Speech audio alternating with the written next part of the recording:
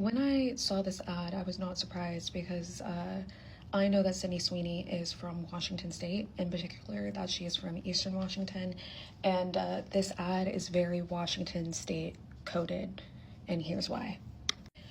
You know, I am a second-generation Washingtonian, and even though I grew up in Seattle, I've traveled all over the state growing up, right? Going from Chelan, I went to Western, so up by the Canadian border in Bellingham. My sister went to Wazoo for a hot minute, so all the way out to Pullman. I love Washington State. I think it's beautiful, but one of the most frustrating things about growing up as a Black person in Washington State is kind of the tongue-in-cheek racism that is prevalent everywhere, particularly in Eastern Washington, right? That people in the Pacific Northwest, people in Washington State do not believe that they are the Southern racist, right? Everything is racially coded and talked about through the lens of heritage, through the lens of being a pioneer, being part of the group of people that came to the final frontier of the United States. It's very manifest destiny coded.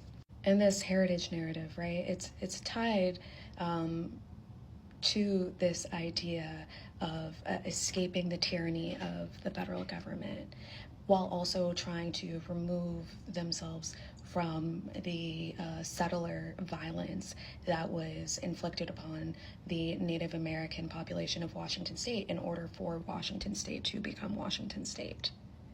There is just such a prevalence of feeling and espousing that you're exceptional because you come from rugged people. You come from the genetics of people that were able to do the passage that Lewis and Clark did. They were able to do the Oregon Trail, and because of that, you are somehow superior. But it's also interesting, on the other hand, is that while there is this like holding that up, there's also this other side of really just trying to remove themselves from the atrocities of things like slavery, like Jim Crow, like the KKK. That it's like, we're not like that. This isn't the South.